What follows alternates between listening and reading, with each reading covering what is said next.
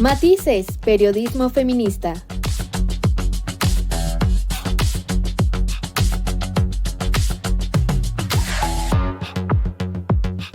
Con las mujeres en el centro de la narrativa.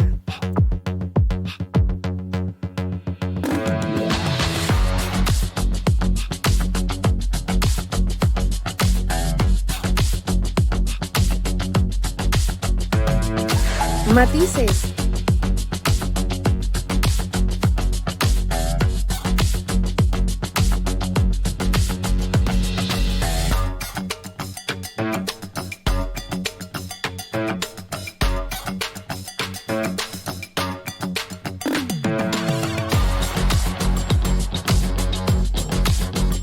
Matices. Hola, ¿qué tal? Me da muchísimo gusto saludarlas, darles la bienvenida a un programa más aquí en Matices a través de cimagradio.org y me da muchísimo gusto saludar como cada semana a mis compañeras, las chicas Matices, Joana de la Cruz, Alejandra Trujillo. ¿Cómo están, chicas? Hola, chicas, auditorio, pues muy contenta de poder estar pues una vez más compartiendo esta programación con ustedes. Como siempre, el poder realizar este análisis feminista eh, pues siempre nos ayuda mucho más a comprender toda esta violencia que se ejerce contra nosotras. Y pues obviamente el día de hoy traigo una, un feminicidio en grado de tentativa que pues bueno, dio un vuelco por ahí medio raro. Ya saben que las influencias, la corrupción y demás pueden hacer mucho en este país. Entonces, más adelante les voy a contar sobre el caso de Yeritza Bautista. Quédense. Hola chicas, me da mucho gusto poder saludarlas, estar una semana más y sobre todo traer información que es relevante. Hoy les voy a informar sobre el caso de María Felicia Jiménez, seguramente la han escuchado. Ella denunció públicamente haber sido víctima de violencia familiar y también pidió apoyo a las autoridades para garantizar su protección. Su denuncia involucra a su esposo, el ex director de Petróleos Mexicanos, Víctor Rodríguez Padilla, y vamos a estar hablando de ese caso.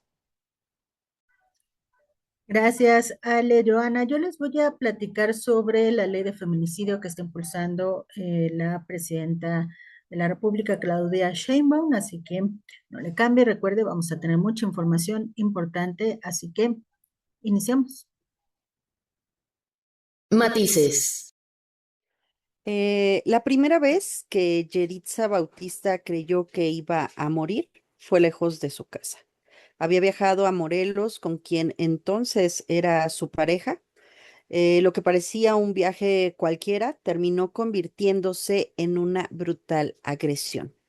Los golpes fueron tan violentos que le fracturaron la mandíbula, le arrancaron 5 dientes y dejaron secuelas que aún permanecen en su cuerpo, pero sobrevivió.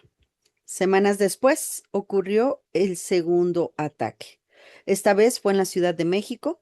Su agresor intentó estrangularla. Aquí la diferencia fue que logró ser detenido en flagrancia. Escuchemos a Yeritza. Carlos Enrique Arellano Nava, yo lo denuncié porque había intentado matarme en 2 ocasiones. La primera en Huastepec, Morelos. Me dejó hasta el día de hoy para toda la vida usar una prótesis porque me tiró los dientes.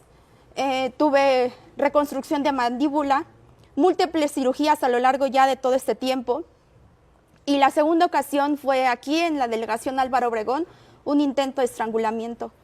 En ese momento decidí denunciar al que era mi pareja y fue vinculado, fue acreditado el delito de tentativa de feminicidio. Para Yeritza comenzaba un camino que pensó que la conduciría a la justicia. No imaginaba que también tendría que sobrevivir a la violencia institucional. Durante años acudió a audiencias, rindió declaraciones, revivió una y otra vez los episodios que casi le arrebataban la vida. En septiembre de 2022, la jueza Norma Elizabeth declaró culpable por el delito de feminicidio en grado de tentativa a Carlos Enrique N., con una pena de 11 años, 8 meses de prisión. Sin embargo, el sujeto se amparó. En marzo de 2025, el juez José Juan Pérez Soto lo volvió a declarar culpable por tentativa de feminicidio. Carlos Enrique, perdón, volvió a ser sentenciado a 11 años y 8 meses de prisión. Fue el pasado 9 de junio que los magistrados Blanca García Sánchez, Erika Epifania Reséndiz Ramírez y Rafael Inti Castillo, sin tener facultades legales, sin audiencia ni debate de por medio, reclasificaron el delito a violencia familiar y lo sentencian a solo 6 años de cárcel, ordenando su inmediata liberación. El imputado llevaba 6 años en prisión, entonces por lo cual queda en libertad sin que hasta el momento pues se le hayan proporcionado medidas de protección a Yeritza. Es decir, cuando parecía que por fin el Estado reconocía la gravedad de la violencia de la violencia que había vivido Yeritza, un tribunal de apelación reclasifica el delito como violencia familiar, reduce la pena impuesta y ordena la liberación inmediata de Carlos Enrique Arellano.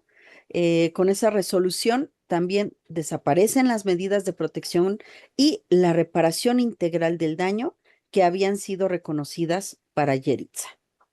La sentencia no solo modificó un expediente judicial, transformó nuevamente la vida de Yeritza, que ahora sabe que el hombre que intentó matarla puede volver a encontrarse con ella.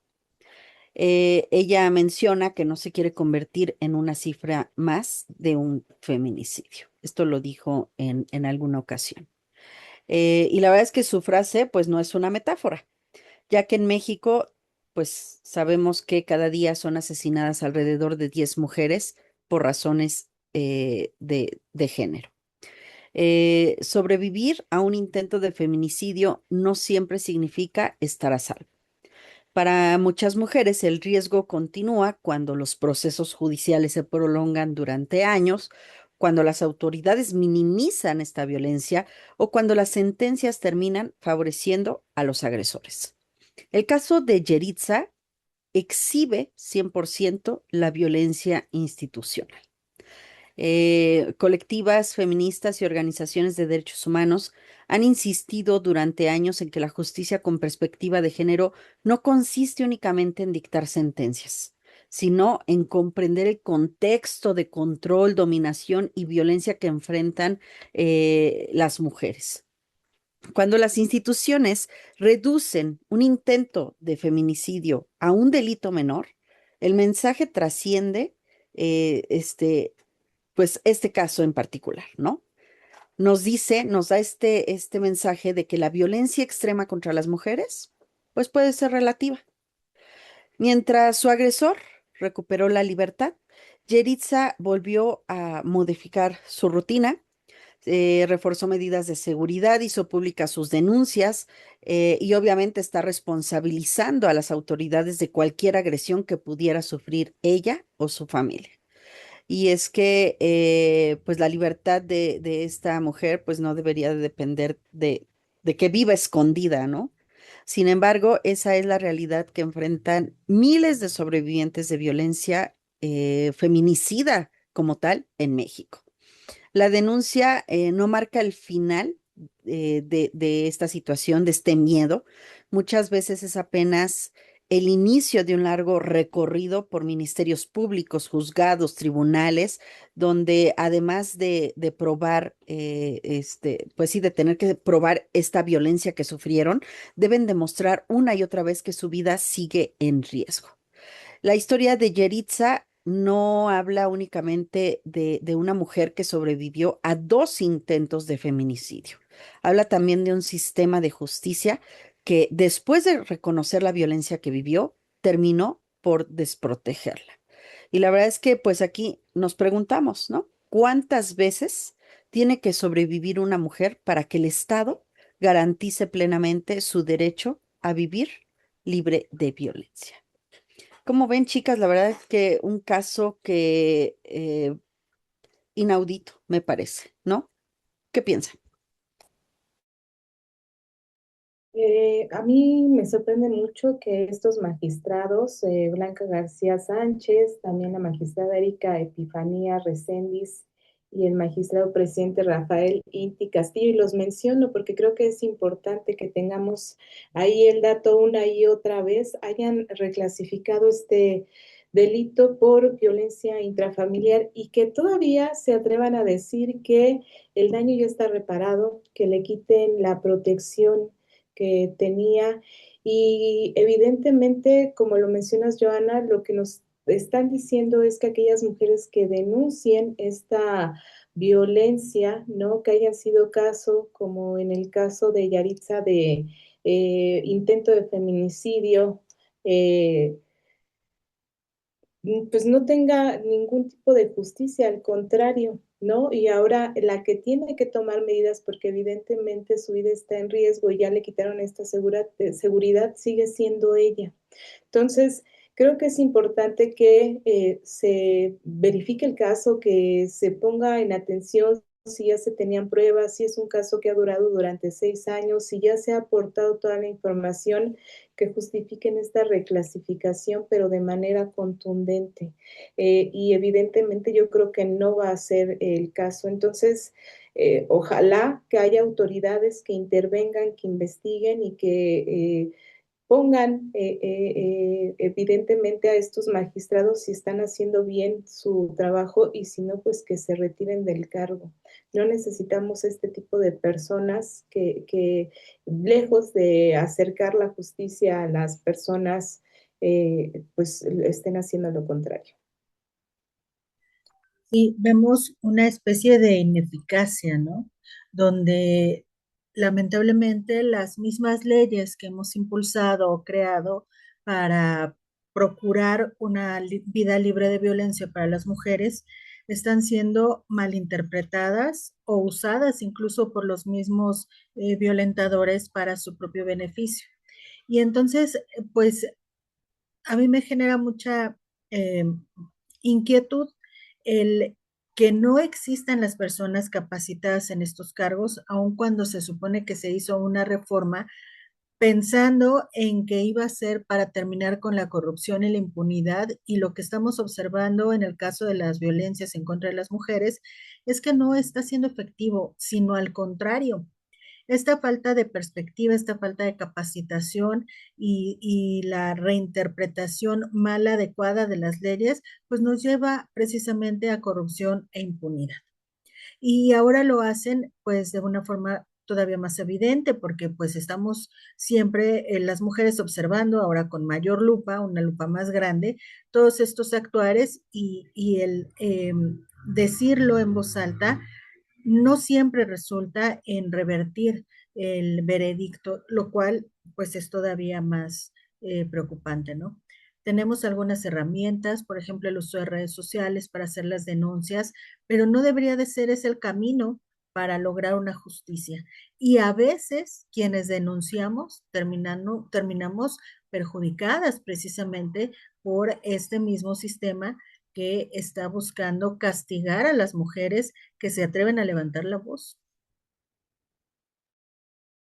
Es lamentable, ¿no? Cuando conocemos este tipo de casos que se viralizan a través de las redes sociales, la gente lo ve mal, ¿no? Es así, es que ¿por qué no ha denunciado? Que mejor se vaya a hacer su denuncia al MP o a donde corresponda, ¿no? Pero la realidad es que si no se viralizan, si no los nombramos, si no los ponemos en el ojo del huracán, las autoridades se hacen bien guajes. O sea, eh, después de dos sentencias que ya tenía Yeritza a su favor, después de todas estas múltiples audiencias, de sobrevivir obviamente a toda esta violencia que ejerció este tipejo, eh, ahora está otra vez enfrentando este miedo, esta incertidumbre, porque pues obviamente este tipo lo sacaron, fíjense que curioso, lo sacan justo antes de que inicie el mundial, casi casi a escondidas, a oscuras, o sea, todo lo hicieron a su favor. Obviamente ahorita el tipo ya está prófugo, ya no sabemos dónde está el tipo y pues lamentablemente aquí la que se tiene que cuidar nuevamente es Yeritza. ¿Por qué? Porque el gobierno, estas instituciones que deberían de estar encargadas de cuidarla para que este tipo no logre su cometido, que es matarla, pues obviamente la están desprotegiendo terriblemente y revictimizando, ¿no? Porque después de que ya le habían dado una sentencia a este tipo, pues deciden que simplemente son lesiones, ¿no? Que aguante un poquito más en lo que la vuelva a encontrar seguramente este tipejo y logra su cometido. Es lamentable que las instituciones se burlen así de una situación como la que pasó Yeritza y que nuevamente le fallen pues a las mujeres que son agredidas en nuestro país.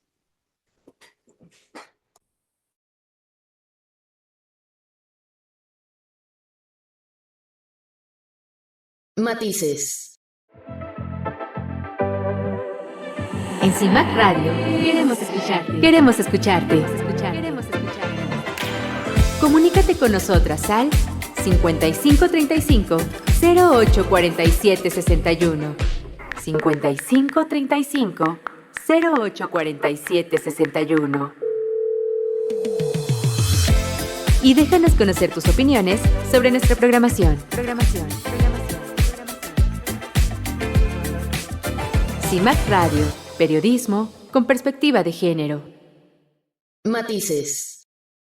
Como les comenté al principio del programa, hoy les voy a hablar sobre el caso de María Felicia Jiménez Lavie, quien señaló públicamente a Víctor Rodríguez Padilla, exdirector general de Petróleos Mexicano, su esposo, por violencia familiar. Y bueno, la denuncia tomó relevancia después de que Jiménez Lavie difundiera un video en redes sociales donde pidió apoyo y protección a la presidenta Claudia Sheinbaum al señalar que había vivido episodios de violencia y que decidió hacer pública su situación después de varios años de permanecer en silencio. La académica e ingeniera nuclear explicó que durante mucho tiempo no quiso denunciar por miedo a las posibles consecuencias debido a las relaciones de poder y vínculos públicos de su esposo. También señaló que temía represalias y que la influencia de Rodríguez Padilla pudiera dificultar que su denuncia fuera escuchada. Pero la decisión de hablar públicamente llegó después de difundir imágenes captadas por cámaras de seguridad de su domicilio en Morelos, donde según su testimonio se observa un episodio de agresión ocurrido el 15 de marzo de 2026. Jiménez Lavie aseguró que ese hecho no fue aislado, sino parte de una serie de situaciones de violencia que, según denunció, comenzaron años atrás. Al publicar los videos, María Felicia también manifestó sentir temor y señaló que enfrenta una situación de vulnerabilidad. Explicó que había tenido problemas para comunicarse y denunció posibles actos de control relacionados con la violencia económica y psicológica. Y creo y me parece muy oportuno mencionar que muchas mujeres que viven violencia no denuncian inmediatamente. No siempre se trata de falta de voluntad o de no reconocer lo que está ocurriendo. En muchos de los casos intervienen factores como el miedo, también la dependencia económica, la preocupación por los hijos, la presión familiar y las posibles represalias o la percepción de que las instituciones no van a protegerlas. En el caso de María Felicia, se vuelve a demostrar que la violencia contra las mujeres puede permanecer oculta durante muchos años, como ella misma lo ha señalado, incluso cuando la víctima cuenta con preparación profesional o una trayectoria propia. Es decir, la violencia no distingue un nivel educativo, una profesión o una posición social.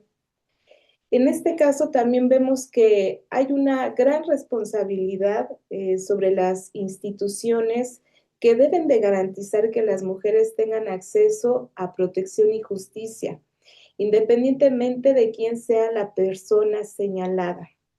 Y bueno, tras hacerse público el caso, la presidenta Claudia Sheinbaum afirmó que la denuncia debe de investigarse y que no debe de existir protección para ninguna persona señalada por violencia contra las mujeres.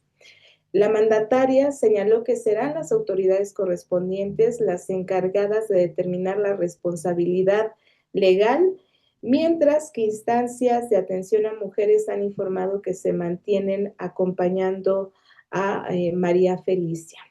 Vamos a oír parte de lo que señaló la presidenta Claudia Sheinbaum sobre el caso en su conferencia mañanera cuando fue cuestionada. Personalmente no, fue la Secretaría de las Mujeres quien entró en comunicación con la víctima y que se aplique la ley, todo el peso de la ley. Nosotros no vamos a proteger a nadie frente a un acto como estos. Entonces tiene que entrar la Fiscalía de Morelos, porque fue en el estado de Morelos. Entonces es un delito estatal y tiene que aplicarse la ley, porque no puede haber violencia contra las mujeres. Aquí no es que es conocido de uno y entonces se aplica algo distinto, no. Que se aplique la ley y que la Fiscalía de Morelos determine pues cuál es la sanción penal que debe tener este caso. Se mantendrá. Por cierto, quiero aclarar, porque a Víctor Rodríguez Padilla lo íbamos a nombrar, digo lo íbamos, porque él ya había anunciado ahí en el Instituto de Investigaciones en Energías Renovables de la CFE, bueno, del gobierno federal, su entrada. Yo no había firmado, porque lleva un trámite, la firma del nombramiento. Entonces yo no había firmado ya el nombramiento, apenas iba a pasar el nombramiento. Entonces, bueno, no hay, digamos, que se le retire del cargo. Y mientras tanto, vuelve a tomar posesión el director que estaba ahí, Alejandro Salcido. ¿Podría tomar algún otro cargo en la administración pública ninguno. posteriormente? No. Ya no. No. ¿Haría algún llamado para algunos otros funcionarios de la administración pública federal o Pues estatal? cero impunidad municipal? a la violencia contra las mujeres. Cero impunidad. Esto no es un asunto, es que se aplique la ley, como en todo. Nosotros somos juaristas. La ley es igual para todos, no para unos de una manera y para otros de otra. Y bueno, para finalizar, creo que este caso evidencia justamente la importancia de escuchar a las víctimas y de fortalecer los mecanismos de protección, especialmente cuando una mujer decide enfrentar una situación de violencia que por años ha permanecido en el ámbito privado. Porque muchas veces, antes de llegar a una denuncia, la mujer primero tiene que enfrentar el miedo a hablar. Y se me hace súper oportuno mencionar justo el caso que nos comentó Joana del caso de Yaritza, ¿no? Esta importancia que tiene que las autoridades atiendan estos casos independientemente de la persona que esté llevando a cabo la agresión, ¿no? Que las mujeres se sientan seguras de denunciar y que no sea necesario que le tengan que pedir ayuda a la presidenta para sentirse escuchadas o protegidas. Hay instituciones como las fiscalías, como la misma Secretaría de la Mujer, que son esas autoridades que deberían de dar esta protección y resguardo. No digo que la presidenta no, pero también como mencionaba Ivonne, hay leyes, hay instituciones que se han creado, hay alertas de violencia y entonces, ¿para qué estamos trabajando? ¿Para qué se está trabajando en todo eso si al final, ¿no? La manera de sentirme yo protegida cuando estoy haciendo este tipo de denuncias, la tengo que hacer directamente a la presidenta. No sé si ustedes piensen igual o no, chicas, pero a mí se me hace un desperdicio de recursos, ¿no? Cuando cuando pues en realidad no se está haciendo el trabajo desde las autoridades que deberían de llevar directamente estos casos. Y decirlo, ¿no? Es lamentable que solo con este tipo de pruebas, como son los videos, que obviamente se viralizó como pólvora este video, se le crea a la víctima, ¿no? ¿Por qué? Porque pues el tipo, pues caramba, director de Pemex, o sea, y próximo, bueno, ex director de Pemex y próximo a ser el director del Instituto Nacional de Electricidad y Energías Limpias, ¿no? O sea, el señor, pues no, ¿cómo creen que va a golpear a su mujer siendo alguien tan importante, ¿no? Es lo que hubiera pasado si no hubiera estos videos para confirmar toda la violencia a la que sometía a su mujer. Y es lamentable porque eh, pues hay muchas mujeres que no tienen la oportunidad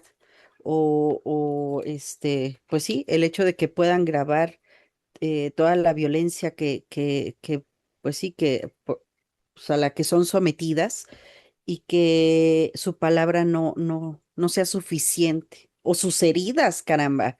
O sea, igual apenas en el caso que comenté hace rato de Yeritza, que pues todo el proceso que tuvo que pasar de volver a caminar porque le destrozó una rodilla, de volver a comer, de volver a hablar porque le rompió prácticamente la mandíbula, y aún así decir que fue violencia familiar, híjole, y es lamentable que solamente con estas pruebas se les crea, porque pues obviamente Yeritza no tiene videos, ¿no?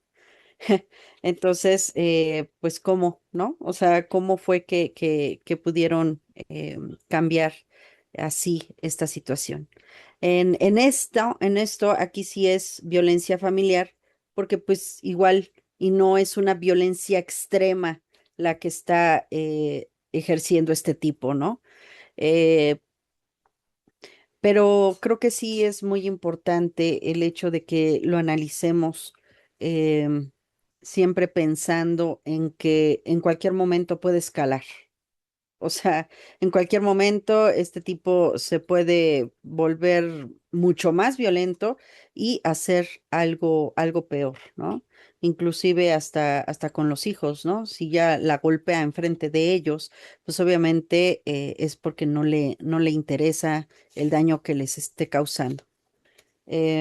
Lamentable que solo así y como dice Ale, solo haciéndole llamado directo a la presidenta Claudia Sheinbaum, se pongan a revisar el caso, ¿no? Porque no basta ir al Ministerio Público y levantar tu denuncia, porque pues los procesos son muy lentos, ¿no? Entonces tengo que hacerlo viral en las redes sociales para que lleguen a la mañanera y le pregunten a la presidenta, oiga, ¿ya vio el video que está circulando en redes de cómo su exdirector de Pemex golpeó a su esposa? Ah, caramba, ¿no?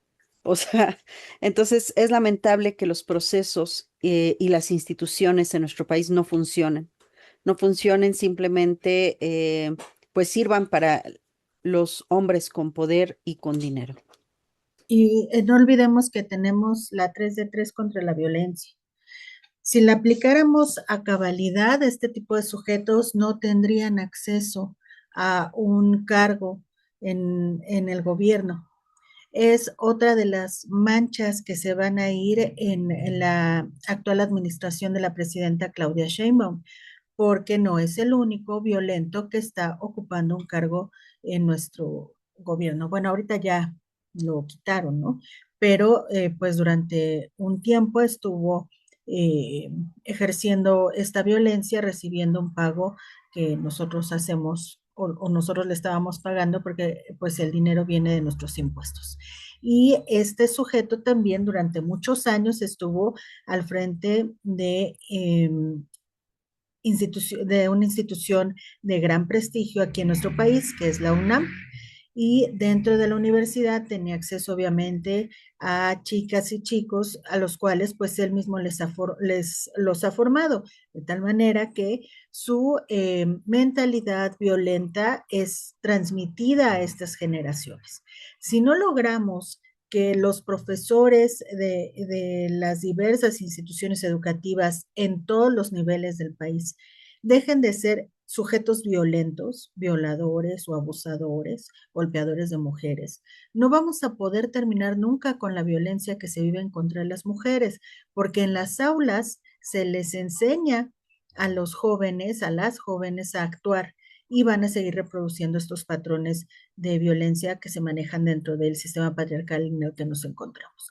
Entonces, una de las situaciones que tenemos aquí como pendientes es que la 3 de 3 se puede extender a las instituciones educativas de tal manera que se puede evitar que esto se siga generando, ¿no? Y regresamos a lo mismo que comentábamos, la importancia de que a partir de la difusión en redes sociales, de la viralización de los videos de la violencia que están sufriendo las mujeres, se puede lograr algo.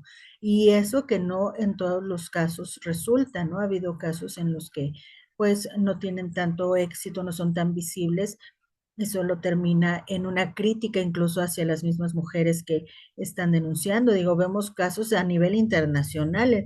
Hoy el caso de Jeffrey Epstein, este tipo que impulsó la denuncia de una gran cantidad de mujeres, que creó el movimiento de Me Too en Estados Unidos y que ha surgido o se ha extendido a todo el mundo, pues está dando un revés terrible para las víctimas, donde poco a poco van cayéndose las denuncias y todo lo que lo que se ha dado al respecto. Entonces, pues no hay que perder aquí el ojo y sobre todo no hay que perder pues la idea de seguir denunciando y seguir apoyando a las verdaderas víctimas del sistema.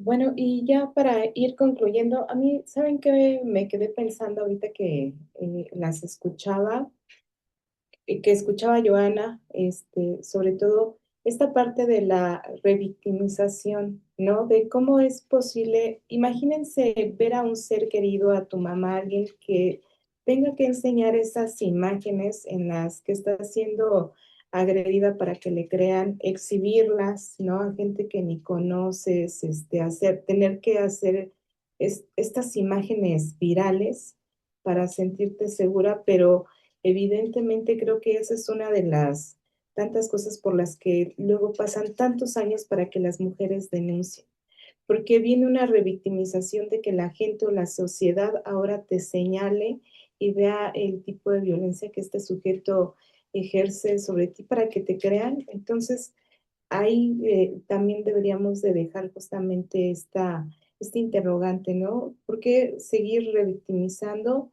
Y entonces ahí o yo en lo particular me vuelvo a ir con las autoridades, deberían de hacer su trabajo para evitar seguir revictimizando a las mujeres que sufren este tipo de violencia. Matices. En CIMAC Radio queremos escucharte. Queremos escucharte. Queremos escucharte. Comunícate con nosotras al 5535 0847 61.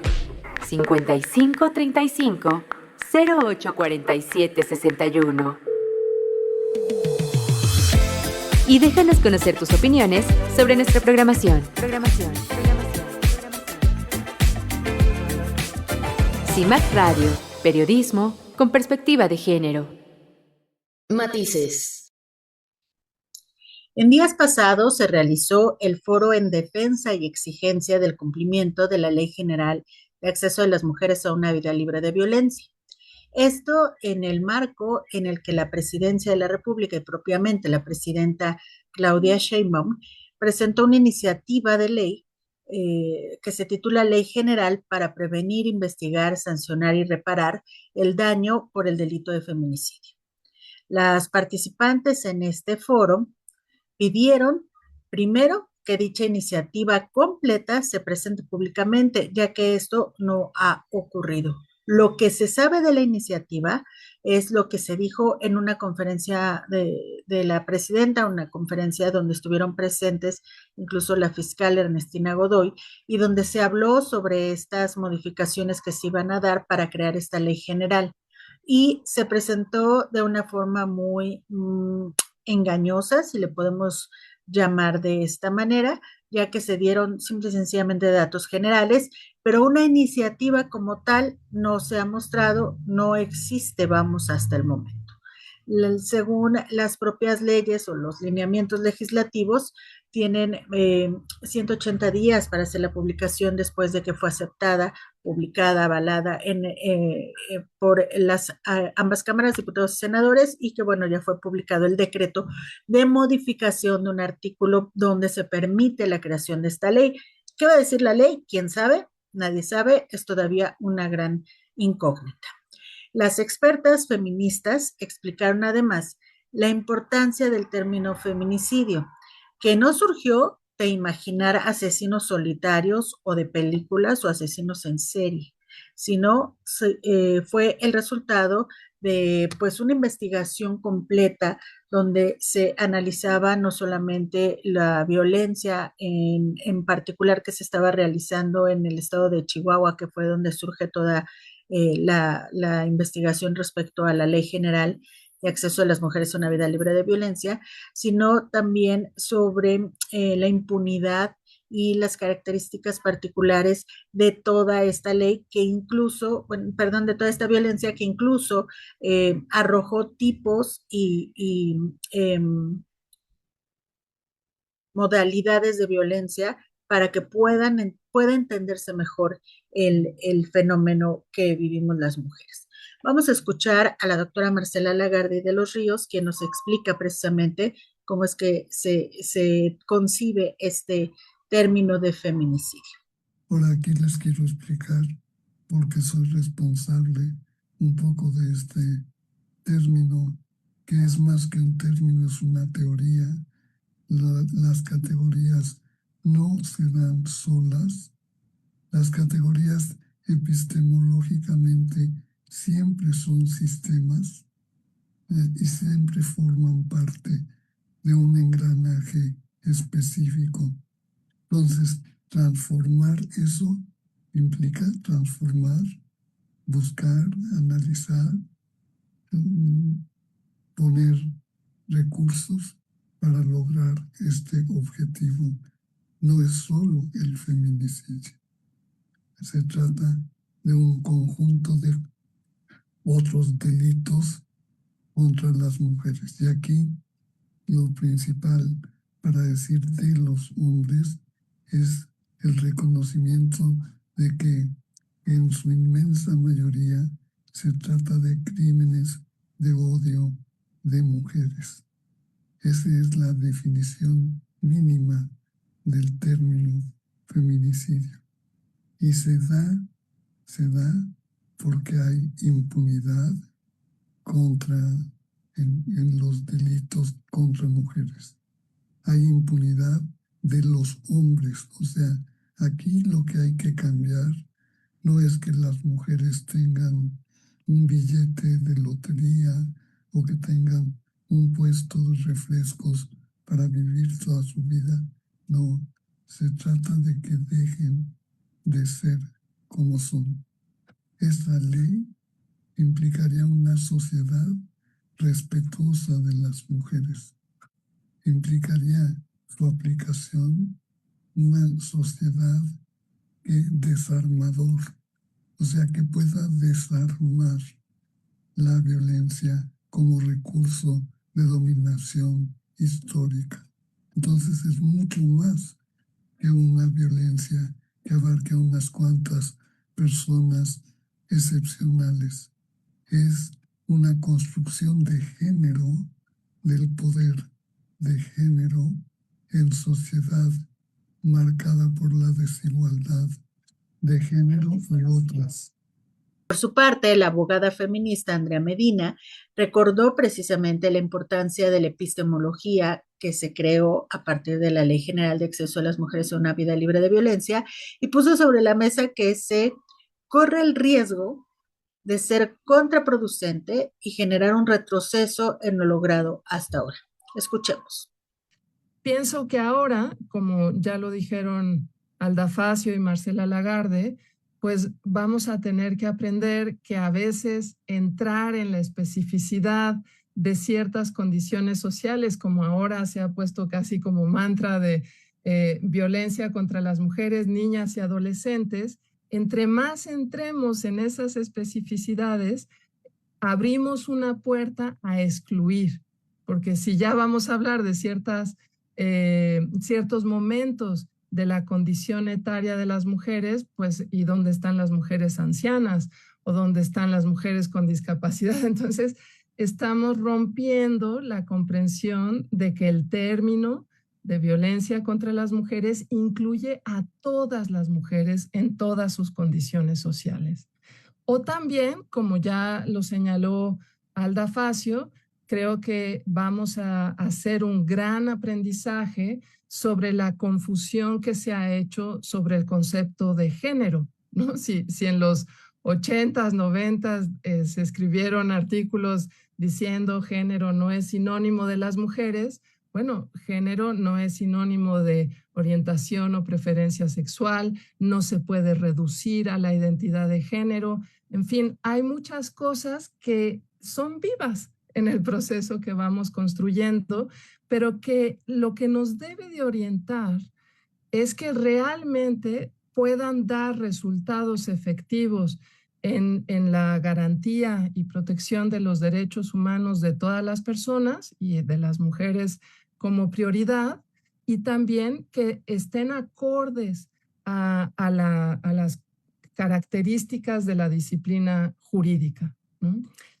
Y ahí creo que un gran reto para las abogadas a nivel nacional y local es salir de este plural y de ver solo los casos y entender que esta normatividad que hemos construido es una norma que comprende y busca abarcar el orden social y hacer una transformación de ese orden social. Por eso, la ley general, algún día nos sentaremos a escribir los detalles de varios de estos procesos, pero la ley general tuvo varios borradores, ¿no?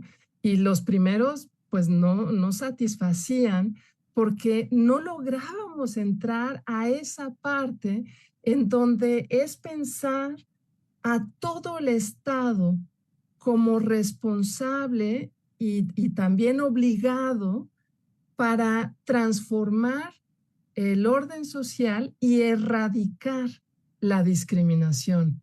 Ojo, que la iniciativa que se presentó sobre feminicidio tiene varios verbos, tiene prevenir, sancionar, investigar, reparar los daños, pero no tiene el verbo de erradicar. Recuerden que la Ley General de Acceso de las Mujeres a una Vida Libre de Violencia se realizó bajo un proceso científico, participativo y crítico de la legislación vigente en nuestro país. La tipificación del delito de feminicidio también formó parte de todo esto y ha sido muy cuestionado y analizado en diversos momentos de nuestro país. Sabemos que toda norma es perfectible y obviamente lo que se está buscando siempre es una mejora. Sin embargo, lo que se está proponiendo nos deja con mucha incertidumbre debido a que no parece que haya sido realmente una investigación científica y crítica que se esté realizando, sino como se lo estuvieran sacando de la manga a partir del delito que cometieron en contra de la presidenta, que fue públicamente el acoso que recibió en la calle, ahí en el centro de la ciudad. Lo que pedimos y que lo que se pide desde este foro, lo que pedimos en general las mujeres en nuestro país es que se dé a conocer para que podamos analizar y hablar realmente de el tema. Si se puede mejorar la Ley General de Acceso, adelante. Pero si lo que va a hacer es un retroceso, pues mejor que lo detengan, porque el feminicidio en nuestro país es un delito gravísimo, gravísimo.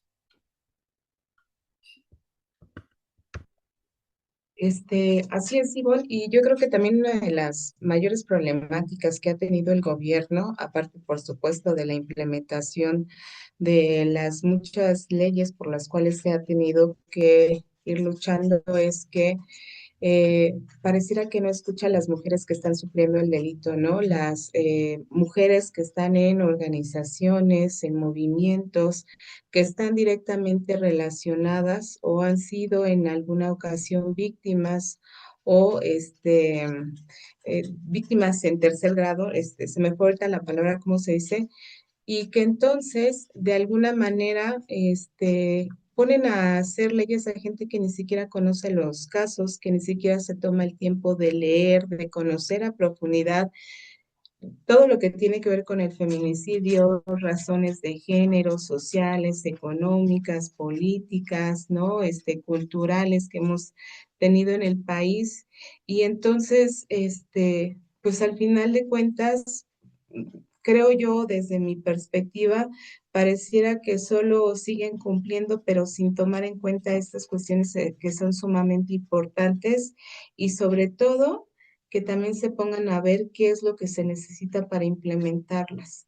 Hemos hablado en varios casos la ley eh, de esta María Elena, de la ley de Olimpia, etcétera, y también parte de lo que se tiene que seguir trabajando es de qué manera se van a implementar, porque podemos llenarnos de muchas leyes y que verdaderamente sean construidas desde un punto en el que se busque justicia, se busque reparar el daño, pero pues si no se implementa, si no hay esa parte institucional que lo permita, pues simplemente está sumamente difícil, ¿no? Pero por una parte, qué bueno que se están tomando en cuenta estos organismos y ojalá que así sea, que se siga trabajando de esa manera y que se implemente de manera positiva.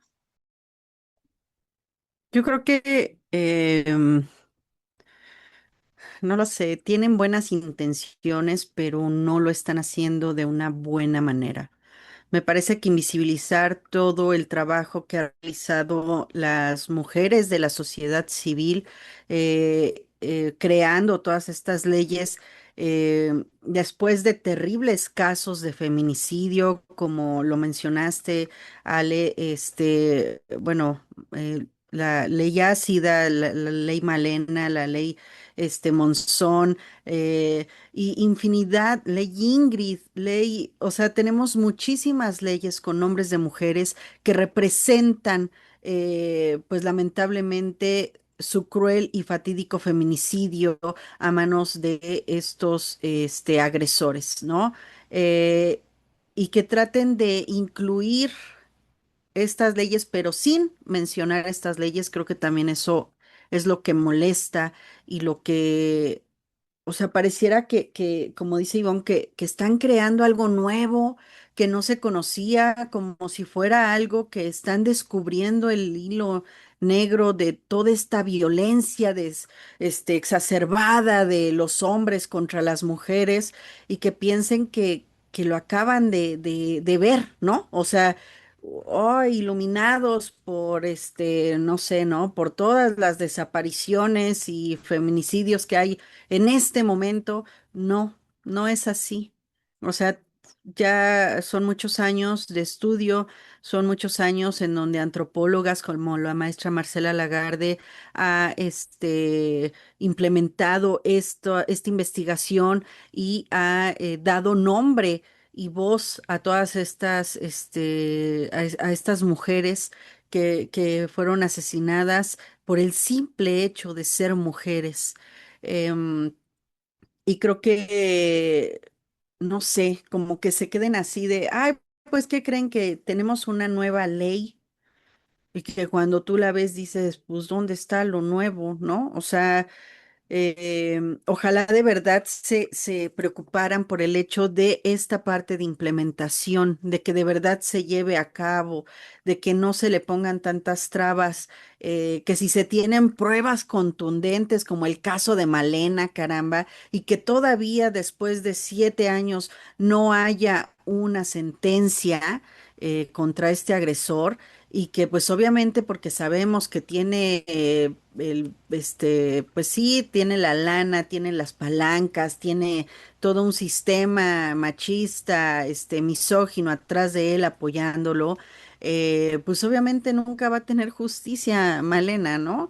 Em, y en vez de que se pongan a revisar este tipo de situaciones en el que se rompa con este sistema patriarcal y que de verdad haya un avance real en estas leyes, porque pues ahí están las leyes, ¿no? Pero de que las hagan cumplir, tenemos la ley 3 de 3 contra la violencia, que les vale un cacahuate, y que pues simplemente pues en vez de estar diciendo es que estamos creando una nueva ley, pues no, más bien pónganse a trabajar en que de verdad se lleven a cabo, en que de verdad se cumplan las leyes y se castigue a los agresores, caramba.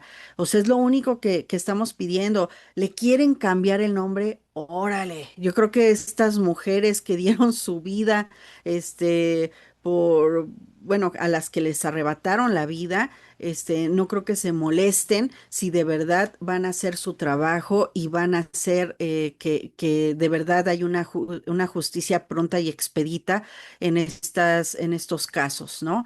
No me hagan caso, pero creo que si se trabajara de otra manera, viéndolo desde una perspectiva feminista real y que no nada más porque pues, se visten de morado, se ponen sus moñitos y ya creen que ya con eso ya la armaron, pues estamos muy mal en ese sentido, ¿no? Entonces, creo que sí es importante revisar bien esta ley y que sobre todo en esta parte de la implementación y de que se lleve a cabo como debe de ser. Ya nada más, ay, ahorita que hiciste este comentario de María Elena, me hizo, ¡fum! Así me explotó el cerebro, porque justo creo que es el caso, de mejor ejemplo. Se creó una ley a partir del caso de María Elena y recuerdo que hace algunas semanas platicábamos que ella ya había dicho, ¿no? Que a pesar de todo su caso, ¿no? Muy probablemente este tipo saliera libre y entonces, ¿cómo es que creas una ley a partir de un caso y ese caso no tiene justicia a pesar de todas las pruebas que se han presentado? ¿No? O sea, es como, ¿no? Ahí creo que se engloba perfectamente lo que sucede o lo que ha venido sucediendo con las leyes. Es para que este caso, primero se aprobó la ley y todavía no se consigue justicia, o sea, no estamos creo que verdaderamente mal y justo ahí es donde deberíamos de poner atención en vez de estar pintando las avenidas. Es que es lamentable. Creo que verdaderamente mal y justo ahí es donde deberíamos de poner atención en vez de estar pintando las avenidas. Es que es lamentable, Ale, porque ella ya no entra dentro de su ley. ¿Por qué? Porque lo que le sucedió a ella le pasó en, creo que 2018, 2019, y pues su ley apenas se aprobó 2020, 2022 y ya no entra, ¿no? Entonces, esa también es una situación. Olimpia, a Olimpia Coral Melo también le pasó lo mismo. Ella no pudo hacer justicia en su caso. ¿Por qué? Porque la ley Olimpia, pues obviamente se dio mucho después a cuando ella fue víctima de violencia digital, ¿no? Entonces, pues lamentablemente así encontramos a varias situaciones que pues obviamente como no están dentro o no se pudieron juzgar con esas leyes que pues se promovieron después de que sucedió, pues es lamentable, ¿no? Pero aún así, o sea, aún así, con estos avances y demás, y teniendo las pruebas y teniendo todas las, pues sí, a su favor, pero pues lamentablemente la corrupción, el compadrazgo y pues el machismo nos sigue ganando. Ahora es importante no perder de vista que en medio de pues toda la ola de información que nos llega todos los días, más en estos momentos, que tengamos las palabras correctas y usemos los términos correctos para referirnos a toda esta información. Es decir, esta cuestión de, ay, vamos a presentar una ley general, pero no existe todavía. Lo que presentaron fue una modificación a la Constitución para que se pudiera crear la ley general, que insisto, ya existe dentro de la Ley General de Acceso de las Mujeres a una Vida Libre de Violencia.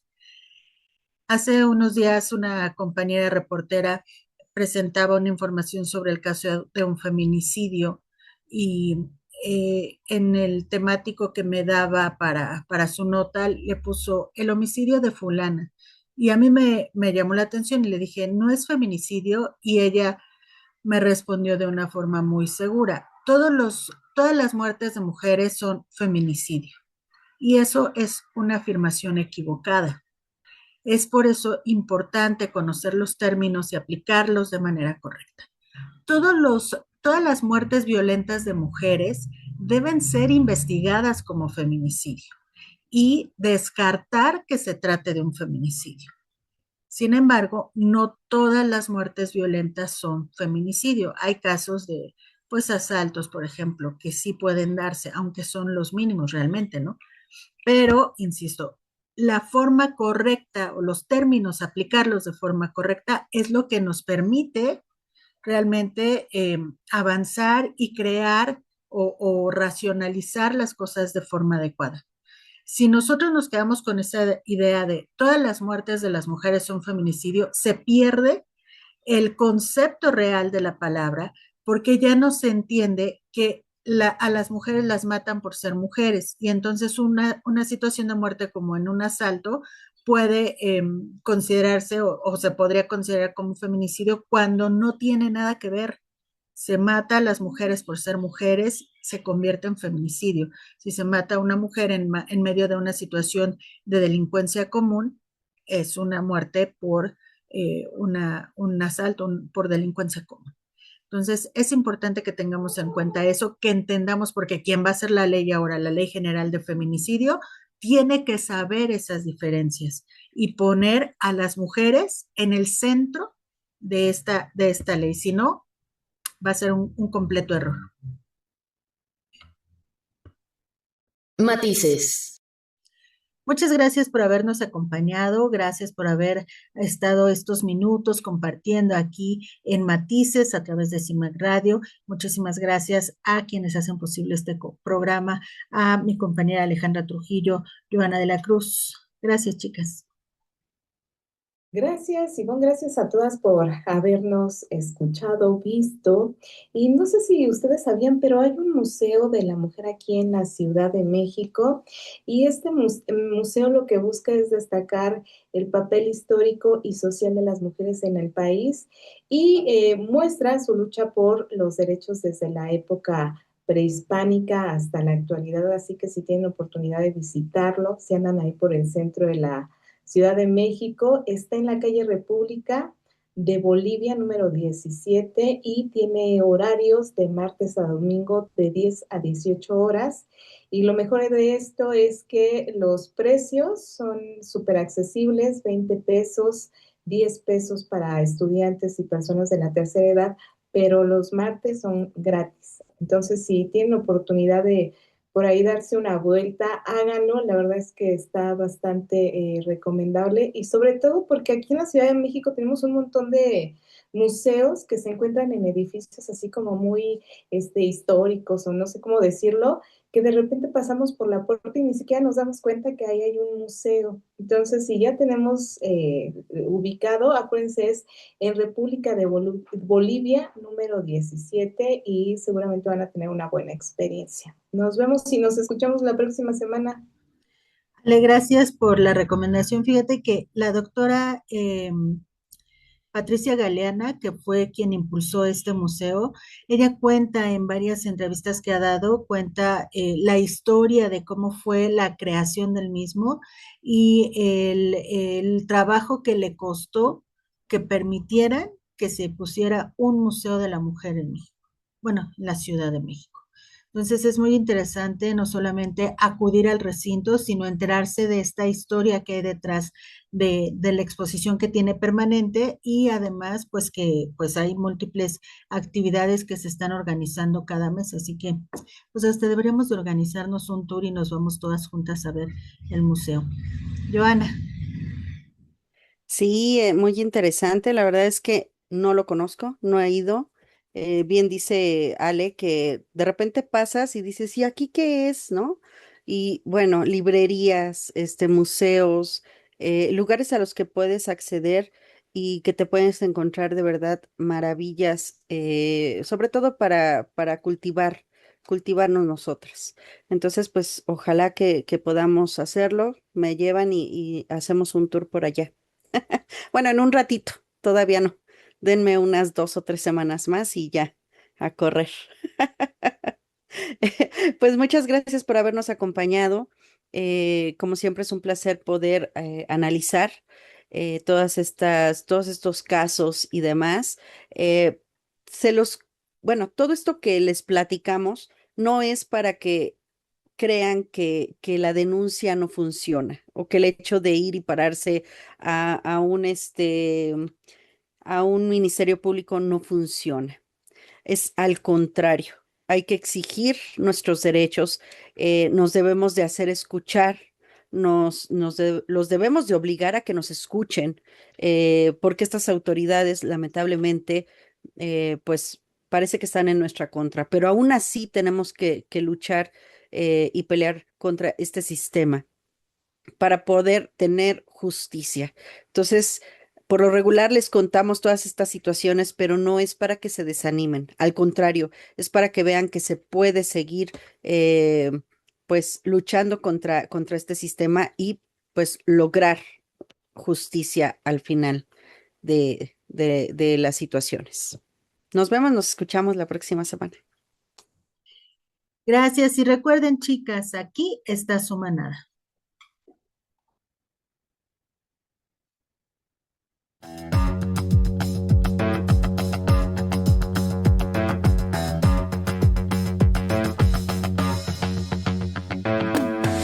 Matices, periodismo feminista.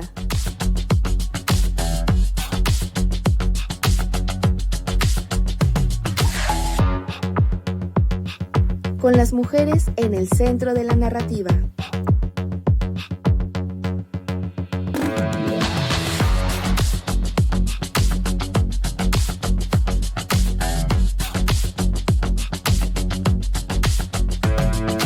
Matices.